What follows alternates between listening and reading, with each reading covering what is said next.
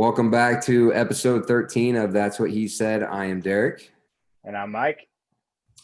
Mike, so we are picking up on part 2 of Mike's personal journey / toxic relationship. So it's been a minute since we did part 1, but again, kudos to you. You were very vulnerable. You shared a ton of personal experiences, and kudos to you for doing that. Again, our whole goal with doing this podcast is to hopefully have some relatability with what other folks have gone through. And if anybody can pick up some tidbits of what you've been through, what I've been through, and some of the lessons that we've learned, and we can help at least one person, that's our goal. So you did a great job going through all this. So for those of you that it's been a minute since you've seen part 1 or only were able to catch part of it, I'll do my best to summarize the top 5 things that I took away as far as why that was not the healthiest relationship.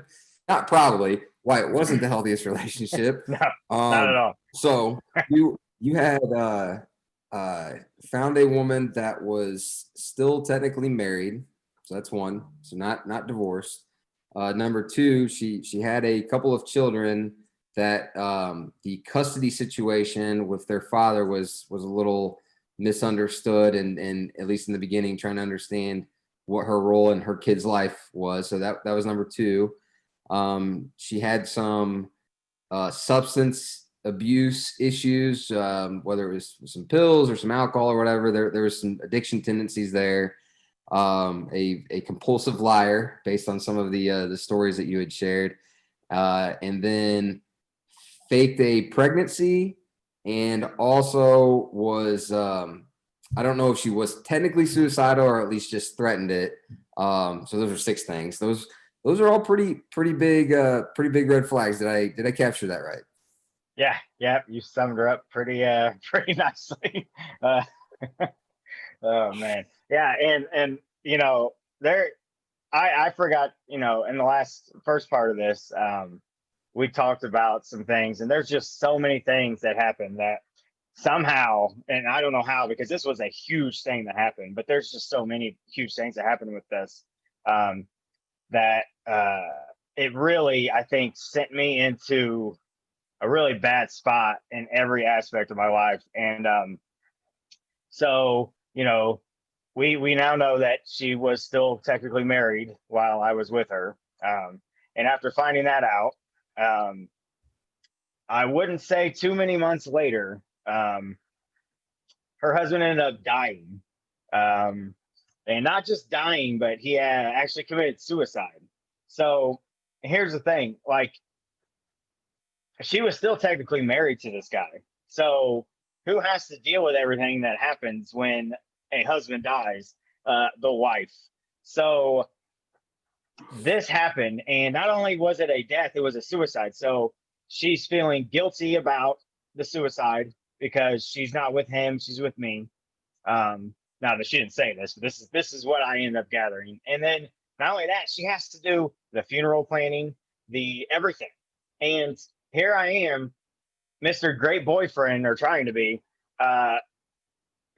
dying inside and supporting her while she's talking to her friends, talking about the great times and how great this guy was. This guy was not a good person. This guy was a terrible person. Like, this guy was in prison. This wasn't like some saint, and that their marriage just, she was being how she was with me. And then it was a weird situation. And yeah, so I am sitting there supporting her next to her while she talks great about this guy that, 1, was a problem in our relationship, and 2, was a lie in our relationship. And here I am trying to sit there and support her. And honestly, it was probably the part where I really started feeling like I was dying inside. Like, I'm not saying I was suicidal, because I wasn't, but like, I know for a fact when I was driving down the street, I didn't put my seatbelt on purpose, and I was like, you know what, if I get hit, fuck it. Like, this sucks. Like, it's how bad it was. It was terrible, man. Like, and that's just another aspect of that relationship. When, there's so many other ones I'm sure that I might forget. I mean, we could probably have 4 episodes of just things that actually happened, but that was probably the hardest thing that I had to go through ever in my life, was sitting there supporting somebody I love, or thought I loved, And at the time, for sure, loved. In my head, I loved her. Dealing with that, man, it was terrible. Well, because I know that we've talked about in the past how you did all this stuff on your own and you didn't lean on anybody. So I could only imagine the thoughts that are going through your head. And I mean, it hurts my heart, man, just hearing you say that you were driving down without your seatbelt on. Thank God nothing happened to you. But so let me ask you this: like when he died and she's doing all that stuff, like you're still in that like I love this woman. I'm trying to be supportive, but you also mentioned like it obviously tore you up because you're hearing her talk about how great of a guy this was. Like, was that the point, like the turning point where like, oh, in my gut, like I know this isn't right. I shouldn't be doing this, but there was just something inside of you. It's like, well, like this is the role I got to play and I just got to do it. Yeah. Oh yeah. No, that it was the beginning of the end. I feel like, and it honestly, it's like I said, it's when I took a turn for the worst. I mean, it was terrible. Like it was just such a hard thing to do. And at that time, I'm sitting there sacrificing for this woman, trying to be the good boyfriend, trying to be the supportive boyfriend, even though I felt like an ass being around these people I've never even seen. Like I wasn't introduced to these friends. These people haven't seen her. Um, and here we are in their houses, talking about this guy, like I'm not there. And you talk about just soul sucking. Like, I mean, I felt like Harry Potter reference, a Dementor was just fucking sucking my soul out. But dude, it was terrible. And I think back about our relationship, and one of the arguments that we had early on in the relationship was, and I don't even know how we got on this conversation. It was just something, we did have a lot of nights that we would just stay up and talk, Mm-hmm. and somehow the definition of love, got brought up, and her definition of love was sacrifice and pain. Like that is to her how you show somebody love is you would just sacrifice anything and everything for somebody, no matter what, and that proves to you, how much you love them. And I'm like, fuck, like that's the worst thing I've ever heard. Like that is not at all what love is, in my opinion. Like love to me is you put that person in no situations like that ever, because you care and you love them. Like you don't want them to have pain or hurt or have to sacrifice anything because you love them. And if two people both do that, if they both have that same like love, like then that's gonna be a pretty good relationship because they're both always looking out for the other person. So nobody's being selfish. Everyone's looking out for each other, and it should go really well. That should have been the biggest red flag in the world to me when she said that, because I disagreed with it completely. Like we argued over it. I was like, what is that? Like, how is that love? Like to me, that just means, and she's like, you would just do anything for that person. And I'm like, that is such a twisted way to look at love. Like I don't agree with that at all. So yeah, to me, it was that should have been a red flag. Apparently I couldn't see the color red back then, or I just decided to ignore it. I don't know what I was doing, but yeah, I mean, that's yeah. Feel my heart beating faster just hearing like that definition of love. I don't think the words like pain or sacrifice, at least in the way that I think that she meant it, would be anywhere near like my definition of love. So I think I'm aligned there with you. Hopefully It's nobody's definition of love. What a it terrible almost way needs to look to at love. be, I mean, it almost needs to be like a early in the dating process, just kind of like just a fun like conversation piece, hey, like when you think about loving somebody in a romantic, intimate like sense, like what does that mean? And like just seeing, where that conversation goes. But anyway, Yeah. man, so moving on, and like again, we won't rehash all the specific stories that you did in part one.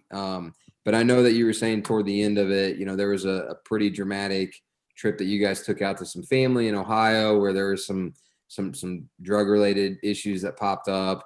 There was some infidelity videos that popped up. There was a lot there toward the end. So I want to kind of get to the point where you're like you just knew like, okay, like I'm not going back, like I'm done. Like walk us through kind of what those last phases were where you're like, all right, I literally can't do this anymore. So it was a long time coming. I mean, there were so many things in my head that I was just like, this isn't right. this isn't right. Like, why am I doing this? Like, I questioned it. Like I said, I was with her for a year, and then not with her, but with her for another year. That other year was me wanting to get out, wanting to leave, wanting to be free of like this toxic relationship. So I was aware that the relationship at this point was toxic, but like I just couldn't do it. I could not, for whatever reason, let go. I felt guilty. There was this guilt in me that felt like it was wrong, that I was like abandoning her. Um, and honestly, what ended up being the thing that finally got me to stop was the fatherhood aspect of it, when she told me she was pregnant. And you know, being a father is like, she knew being a father for me is everything. Like, she knew that that was the most important thing to me, was to be a good father. And you know, I had always been a good father. And you know, she told me she was pregnant with my child.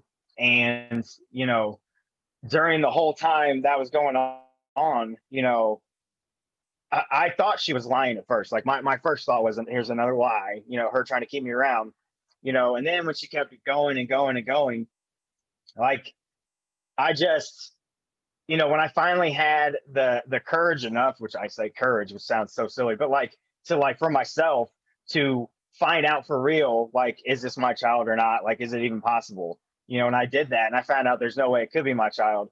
You know, she had stripped me down to nothing. Like, I was bare. Like, I was the most insecure person, not knowing at the time. At the time, I wasn't thinking this way, but like now I can see that I was so insecure.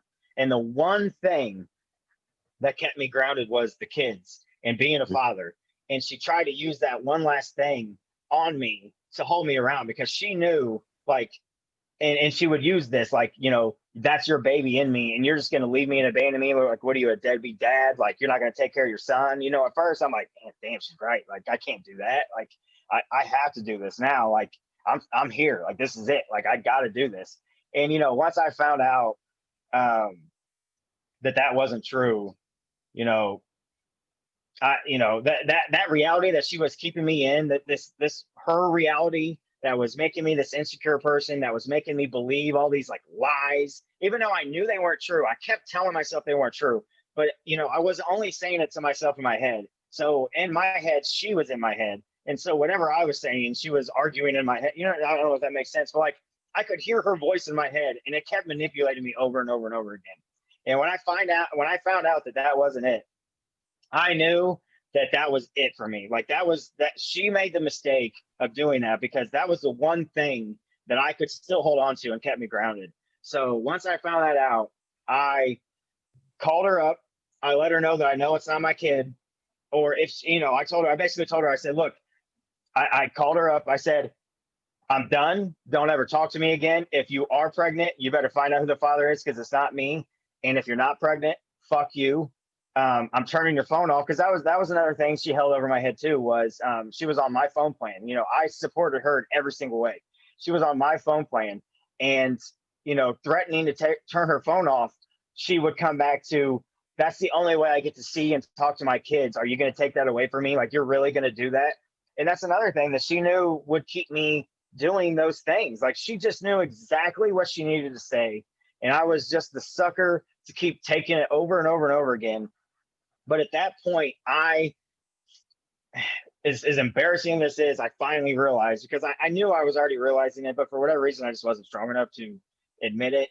Like, she had already tried to take away me being a good father with my kids. Now, I'm not saying it's all her fault. I made my choices, and I did what I did, you know, and I'm still ashamed to this day of it. But like, she did it again, and she tried it in another way, and I had enough. And that was enough for me to stay strong enough to quit cold turkey. And I think that was the best thing I ever did, was turn her phone off that day. And you know, she could have contacted me again. She knew my number, and I wouldn't put it past her to have a new phone the next day from another guy. I mean, like, there's no doubt in my mind she still got what she was needing from somebody else.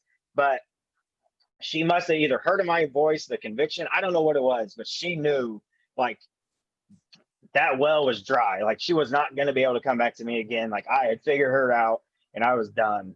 And it was a big moment for me. I mean, it really was, like, and in my head I was thinking, yeah, that was good, but at the same time I'm like scared. I'm thinking like, and I still felt guilty. I still felt guilty. I still, after I got off the phone and turned her phone off immediately, like, thought about, man, I am such a bad person. I kept thinking about her kids. I kept thinking about like those kind of things. But I was so dead set on saying like, these are not my choice. Like, I have to do what's right for me. And right now, like, this has got to stop. So it was still really hard. Like, I'm not going to lie, but I did not waver. I did not go back. I never tried to contact her. I never even tried to see if she was okay. I literally just cut and just let it go. Man, whew.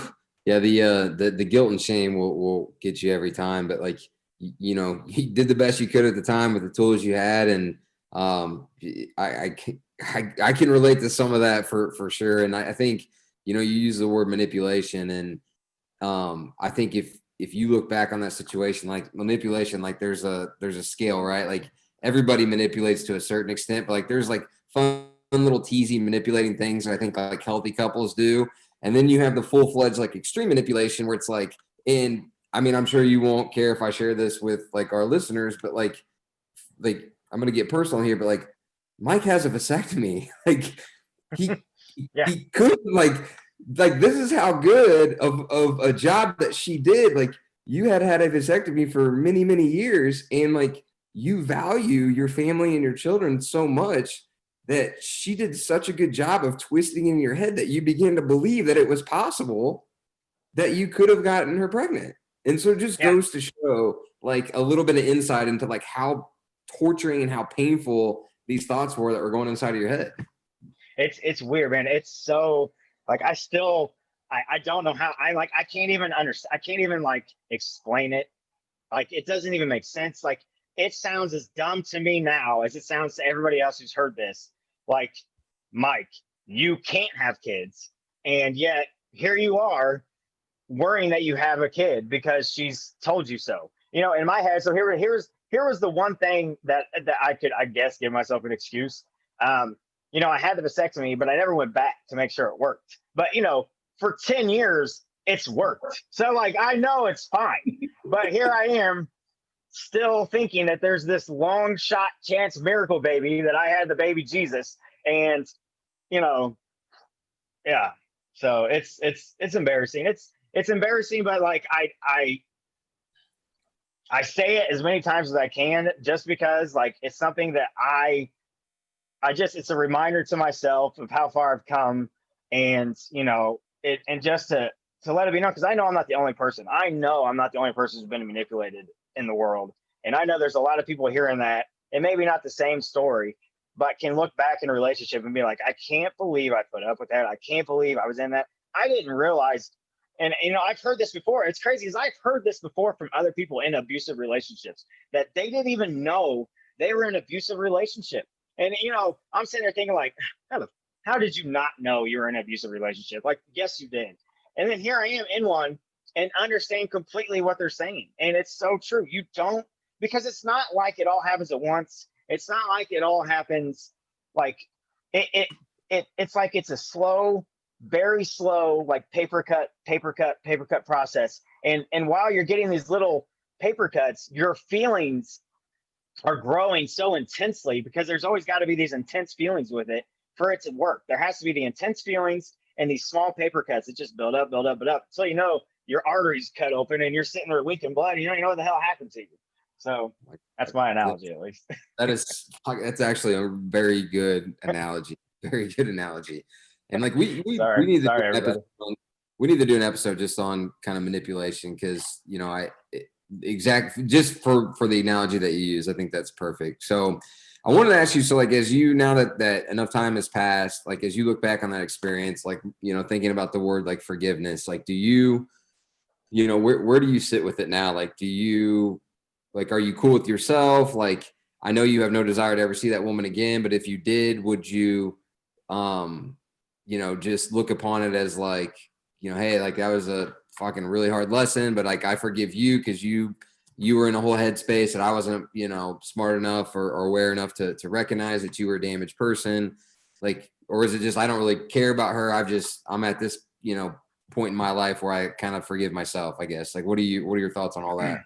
Yeah, I honestly, I don't give her forgiveness. I don't really give her anything though. Like, I think what I've realized is she is who she is. Like, I was just somebody else that she was manipulating over and or manipulating. And so I guess, you know, in my aspect or my, you know, thought process is I've just like let her go completely. Like, I haven't forgiven her. I don't give her any of my emotions anymore. Like, she doesn't raise anything. Like, I could see her, and, you know, other than running away, like, I wouldn't. She doesn't have an effect on me.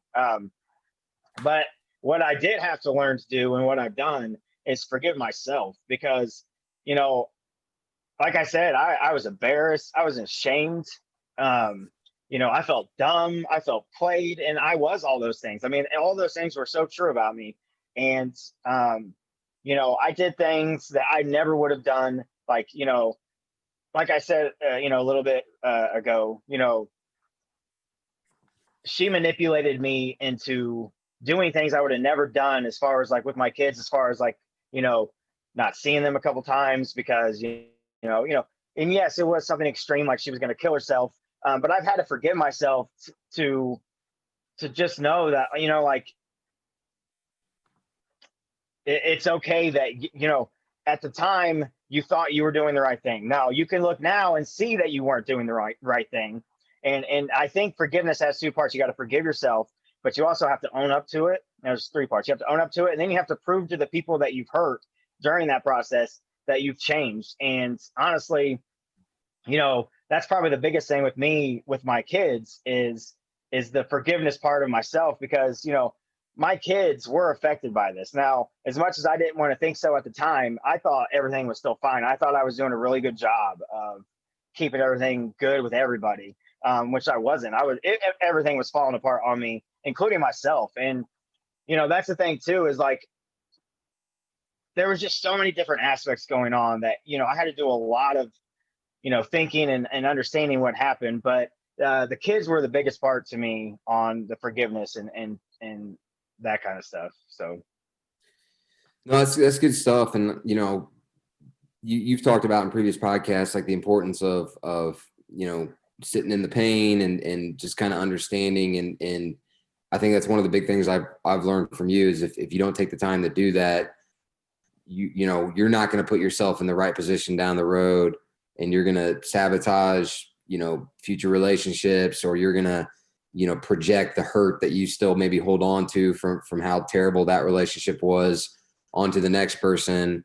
And so taking the time, whether for some people that might be a month, 3 months, 6 months, like everybody's different. And that's, you know, we've had some discussions about that because, you know, I think for me, you know, I take a long time, and I'm over analytical, and I analyze things to death. And that's not necessarily a bad thing, because you're trying to get yourself in the right headspace. So maybe just talk a little bit about that. And like, again, I know you're not in a relationship now, but like you've taken a lot of time, and I think you've got such a good head on your shoulders and can openly talk about this stuff. So what are your thoughts around all that? yeah, I mean, like, you know, how that you cut out like during your half your part of your question. I don't know how. So can you repeat that? Sorry. Um, no, it's all right. Actually, yeah. See, we're still working on these technical Yeah. difficulties, and we're getting better at Sorry, the guys. video editing. So I might be able to actually edit some of this stuff out. But no, just talking about now that enough time has passed, being able to kind of sit with yourself and kind of analyze and understand, you know, everything that happens, so that when it does come time for you down the road to enter into a new relationship, you're not going to be in a position where you're going to sabotage it because you haven't, you know, felt all the feelings and come to grips with everything. And so, you know, being in a position where you're not going to play this victim, you know, mentality of like, oh man, I was screwed, and those are a couple years I have in my life I can't get back, and you're still holding on to anger and you're going to project it on somebody else. Like, being able to take the time to do all that stuff, so you are in the right, you know, headspace going forward. Maybe just talk a little bit about, you know, kind of that experience. Yeah. So yeah, I mean, it's a really good thing. Good point. Like, So, there's two aspects to that. As far as my marriage went, like I thought, this is a good lesson for people. So, when my marriage didn't work out, I did a lot of, thinking and trying to figure out what went wrong in that marriage. And I figured it out. Like I realized what happened in that marriage. Like I realized that, um, I didn't speak up when I needed to. I realized that, I tried to diffuse situations instead of, put my 2 cents in and just, work together. Like there was a lot of things I realized I did. But what I didn't do, and what I thought I was doing, though, what I didn't do was work on myself. Like all I did was work on that relationship. That was over now. Like, so yeah, I was better and I won't make those mistakes again, but I didn't do anything as far as like myself to like figure out who I am at all. So I go into the next chapter of my life thinking that I'm like ready to go, that like I got all these things. And then I meet somebody who gives me this thing that I didn't know I wanted. And it was just like she gave me this like need. And so like in the marriage, another thing that happened too was like, I lost my job and you know, and I'm just speaking personally for myself. Like I felt like I didn't feel like a man anymore. Like I felt like I was supposed to be the provider. And, you know, in the economy of 2009, when everything went to shit and I lost my job, like I really got, and I spoke before, into depression. And I really felt terrible about myself. And I just, that one thing that I felt made me who I was, a man. And like I said, I'm just speaking for myself. It's just how I felt. Mhm. Going on from that, not actually looking at that part of it. And then I get somebody who all of a sudden needs me. And all of a sudden now it's like, this person needs me to take care of them. Like, she's like, you're my everything, and which is like, if you tell, like I said, if a girl tells me now that she's my everything or I'm her everything, like I'm going to run immediately and be like, you know what? I'm done, because I don't want to be somebody's everything. It's a big turnoff to me now. But at that time, and I didn't, like I said, I didn't know this. I was not going into this thinking like I need to provide for somebody. But as soon as I got that, as soon as this girl came to me and was in shambles and was like, oh my God, you're like my everything, I was like, holy shit, I'm back. I'm a provider again. Like I got this. Like I can do this again. Like I am gonna do it. And what ended up happening is all the red flags that started coming up were just like get out of here. Like I'm not failing this time. Like I know I failed before, but I'm not gonna fail this time. And I really think like for this relationship to have worked, or even have happened, had to have all these other things happen. And for it to even be that way, for me to even get engaged in somebody who was like this. And I bring it all back to boundaries and how I did not ever think about boundaries. And when I say like things that I know for myself, not in real, I mean like for myself, that are just do not pass goes, are just, this can't continue anymore. I didn't have any of those. And I think now looking back, like those are the most important things to have, are boundaries. You have to have boundaries. You have got to have at least some boundaries that you will never ever let somebody cross over. Because the problem is if you don't have strong boundaries, let's just say you have kind of boundaries, like things are like, I would never want somebody to do this to me. The problem is nobody ever crosses boundaries on the first date. Nobody ever Mhm. crosses boundaries in the first couple weeks. What ends up happening is you catch feelings, and then all of a sudden a boundary might get crossed because you hadn't either talked about it, or you hadn't, or whatever, or you just haven't said it yourself to them. And then all of a sudden you have feelings, and then somebody crosses a boundary and you feel stuck because you're like, oh my God, I really like this person. They crossed one of my boundaries. Like maybe they didn't understand, or maybe they don't know, or maybe they, and if you're with somebody who's manipulative, they will, make you feel like you're being silly or that you're overreacting, that it wasn't as big a deal as you're making it.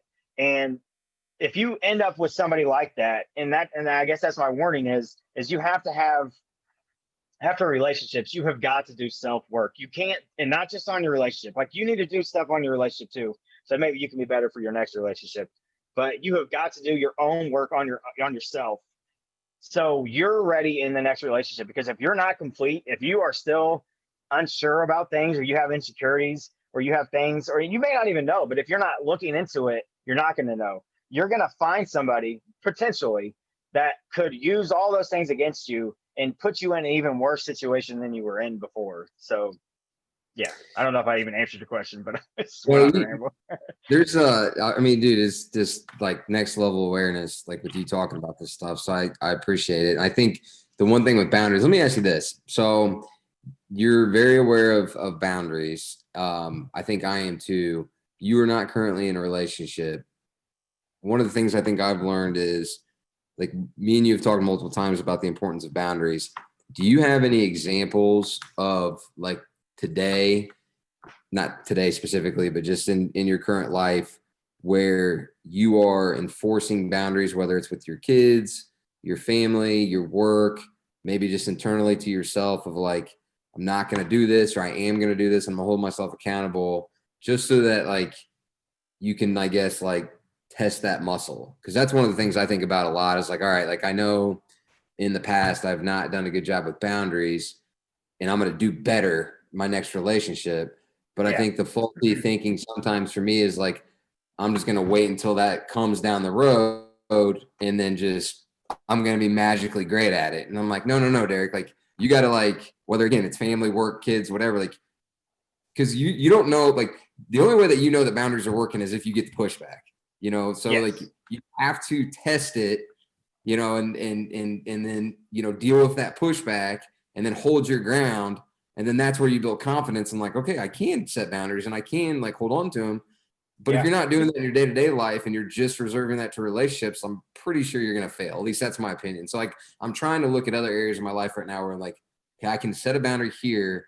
I'm going to interested to see what the pushback is, and then I need to deal with it appropriately. So, like, I don't know if you have any, kind of putting you on the spot with this one, I don't know if you have any specific examples come to mind, and maybe we can do a separate podcast on this in itself. But just something I've been thinking a lot about here lately. Yeah, I mean, man, yeah, on the spot. As far as like other than relationships, because I have a couple I'll go back to on the relationship one. But yeah, as far as like other things, like I do think it's just as important. And I think, it is, I think the problem is, I'm speaking for myself, is when you're a people pleaser, when you try to make sure everyone's happy, you kind of just you feel like boundaries are almost like they can seem aggressive, or they can seem like you're being rude, but they're really not. And maybe if you've never set boundaries before, then you start setting boundaries, there might be a little bit of time where people are like, well, what the hell? Like all of a sudden now you have these boundaries. But I think if you're setting boundaries and you stick with them to people, so like, family, let's just say, like there's topics that you're just not going to discuss with them because it just is an argument every time, and you've just decided, you know what, like we're not going to talk about this anymore. This is like something I'm setting for us. Like, I love you, I just don't want to talk about this with you because you're an idiot, and I can't handle that. I obviously don't say that, but you know what I'm saying. So there's things like that. There's things with exes that you can set boundaries for. Like if you feel like, phone calls or texting or things that aren't about the kids or inappropriate, you can set them for them. So I think there's definitely a lot of aspects, even work, like, my work, I have to set boundaries on, you know, I'm not working on, extra on weekends when I have my kids, and that's a boundary that I'm not going to cross. And like, you can, make me feel as guilty as you want, but like I told you, like I only have a certain amount of time with them, and I'm not going to miss them for work. Like that's just not how I'm going to do it. So, and you get the pushback on those, and you get to hear the comments, and you just got to understand that just because most people, if they don't get their way, are going to be pissy, but it's okay that they are, because it's really not that big a deal. And I think learning that is a key too, like learning that boundaries are okay, and they're not set to cause conflict. They're actually set to stop conflict, to not have conflict. So, and going back to relationship boundaries, like there are definitely boundaries that I know 100% that I have now.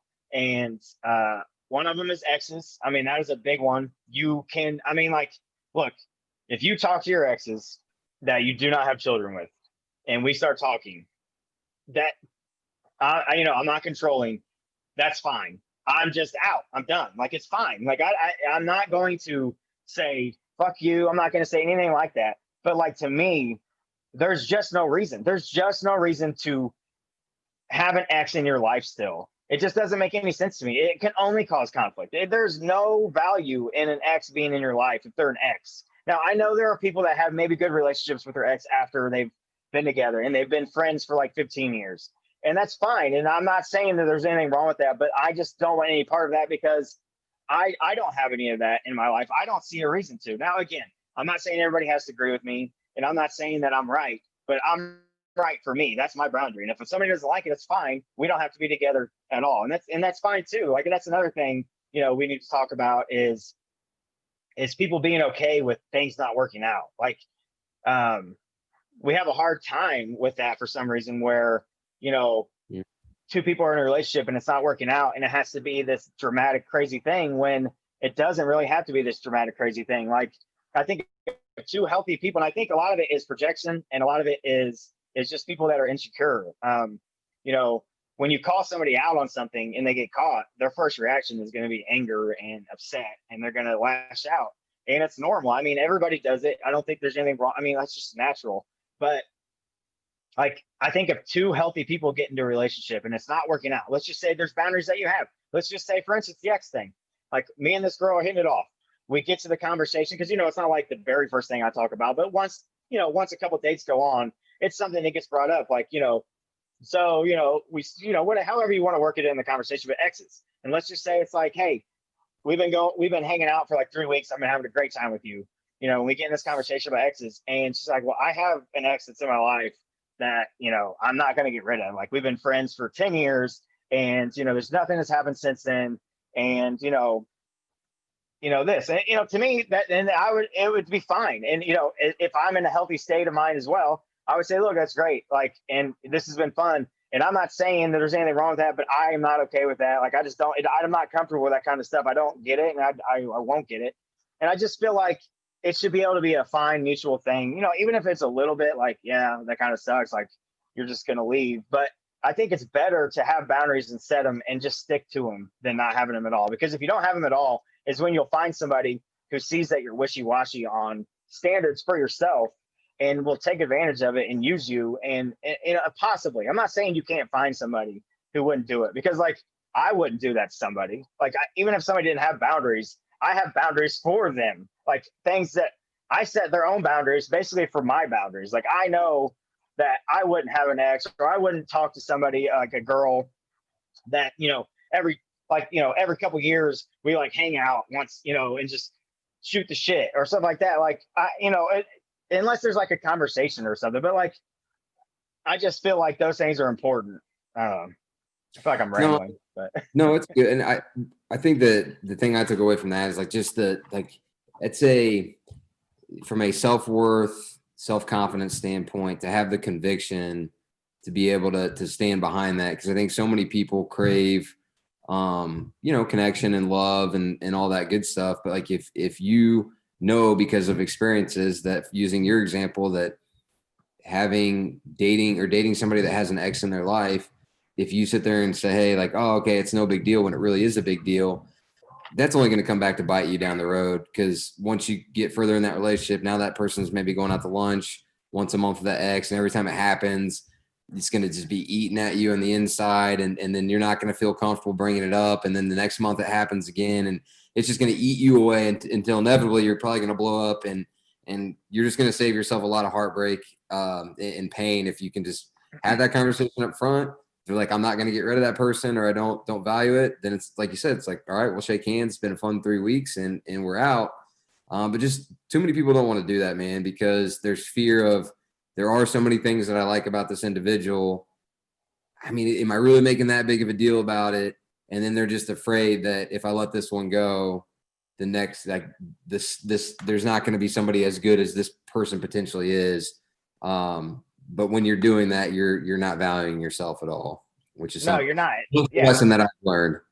Yes, and it's I think it's the hardest lesson for most people to learn, is because I think I feel like most people aren't selfish. Now, there are selfish people, but I do feel like that's the hardest thing to do, is know that valuing yourself is not selfish, and making sure you're okay is not a bad thing. It's just not, and it feels wrong, and I don't know why it feels wrong. It feels wrong because and it feels wrong to me because I never do it. I never usually try to put myself first. I usually try to take a back seat. So anytime I like put my feelings over others, like it does feel a little weird. But I think there's a healthy version of that. Like obviously, if you're just selfish all the time and you just think everything revolves around you, that's not okay either. And I also want to say too, like I'm not saying that you can't have conversations in a relationship and you two work out things where you can understand and your boundaries can't be adjusted a little. I'm just saying is like if you have certain boundaries and you know you're true to yourself with those boundaries, that you shouldn't accept anybody passing those boundaries for any reason. And if you do that, you just won't find yourself in these really, really bad situations. Now, again, if you don't set the boundaries, or let's say you guys have talked and then you like go back on your boundaries, you don't have to me, that's wrong. Like you can't do that. Like you can't one day say your boundaries are nothing and then the next day say they are. Say you're okay with something and then change that. Like you can't do that either. Like those are just as bad. But and there's more boundaries than just the X thing. Like that's just an example. Like there's other things that you need to set for yourself that like for instance, this is my number one boundary is my kids. If you have an issue with me seeing my kids, if you have an issue with me being with my kids, if you ever feel like I'm picking them over you, it's because I am, because they're my kids. And if that's an issue, that is like 100%. There's no negotiating. There's no understanding. There's no me talking to you about it. I'm done. Like that. It's just, you're not going to be right for me, because I need somebody that supports that, because I would support that. Like if somebody told me that they have their kids and then that they hate it, that they wish they could just be with me, like I would be like, well, what the fuck is that? Like I don't, that's not like a turn on. That's like a turn off. Like why would like yeah, it feels good to be needed, but I don't want to be needed like that. Like that goes back into the you're my everything kind of thing. This is where I run away. So thanks. Well, man, I jotted down some extra notes because I think from some of the tidbits that you gave out, I've got a couple ideas for some future podcasts that I want to do. But I wanted to wrap up kind of part two of Mike's story. It is a doozy, my friend. Again, I give you. I don't know if credit's the right word, but I just empathize with you for all of the struggles that you went through during that 2-year period of time where you'd kind of isolated yourself from friends and family and dealt with it all on your own. I mean, that's, if only it was even half of what you went through, that in itself would be enough, man. But there was just a lot of stuff that you went through. And I'm so encouraged by how you've come out on the other side with where you are mentally by it, man. It's incredible. Well, thank you. And yeah, and honestly, the biggest takeaway I hope people take away from this is, because, I'm assuming people that are watching this mostly have been married, and, I don't know if they've been in relationships since then. But what I want to make sure people don't do is harp on what they didn't get in their relationships, because I honestly feel like that was my downfall, was because you're setting yourself up to, find somebody that might be bad for you. And because when you just harp on that one feeling that you didn't get, and it's a very toxic feeling to finally get that thing that you've been wanting, and it can really cloud your judgment. It can really make you do things that you wouldn't normally do, because you're just loving that fix, that like high of I'm finally getting these things. So if people need to take time after their relationships, do not jump into another relationship. Now, I'm not saying it can't work out. I'm not saying I know everything. I'm just going on my experience and knowing there are dangers to these things, and that you really need to take the time and know yourself, and know that what you want isn't always what you need. And what you need to do is make sure you're good. So when you go into the next relationship, there is nobody that can fool you, because you're set, like you're ready to go. Like it'll be so obvious to you that they're not right. And I made that mistake. I thought I was good because I fixed what I had already lost. And I set myself up for a whole nother pain that I didn't even know existed. So that's just my 2 cents. No, that's a good point to make, man. And I think that's my topic for the next podcast is just going to be like intentionality and ultimately what you want. Because I think coming off of a divorce or a bad breakup, the easiest way to mask the pain, unfortunately, what a lot of people do is through another person. And you can have fun maybe in a night or in a period of time, and that'll give you a short-term gratification. Or what's even worse is I think what happened to you in the story that you shared is you actually will catch feelings, and it's for the completely wrong person, and that's just going to lead to a whole nother issue. So the only way that you can figure out what you truly want and what makes sense for you in your life is to take the time to actually think through that. And unfortunately, that's not something you can just do in a night or a weekend or a week or a month. Like, it takes some time. But if you don't want to live with intention, and I think you and I are both at a point where we actually are wanting somebody that we can, potentially, whether it's for the rest of our lives or this period of our life, like we have a lot of really good things going on, and we want somebody that can come along and enjoy them with us. But, I think our standards have risen because of the experiences that we've been through. But, that's our intention, and that's what we're seeking. And some people, don't want that. So that, you just got to be honest with yourself too. Like, well, like, all the stuff you guys are saying makes sense, but like, at the end of the day, like, I'm not looking for that. I'm just looking to have some fun or whatever. And like, that's cool. Like, there's plenty of people out there that'll do that, but it just depends on what you want. Yeah, it definitely does. And that exactly. And the danger with that though is you can think you're just wanting to have fun, and then, like I said, all of a sudden you're having fun with somebody, and then all of a sudden they're giving you something that you didn't know you want, and then next thing you know, you're in love goggles and doing all this dumb shit like I did. So just so more on that going into next episode. I think that'll be a good topic, is just post all these experiences, like what are our intentions, and what are things that we're trying to do to set ourselves up for what that future partner looks like. So Mike, that's it for now. I appreciate you, buddy. Hey, appreciate you, man. All right, till next time, everybody, take care. Peace.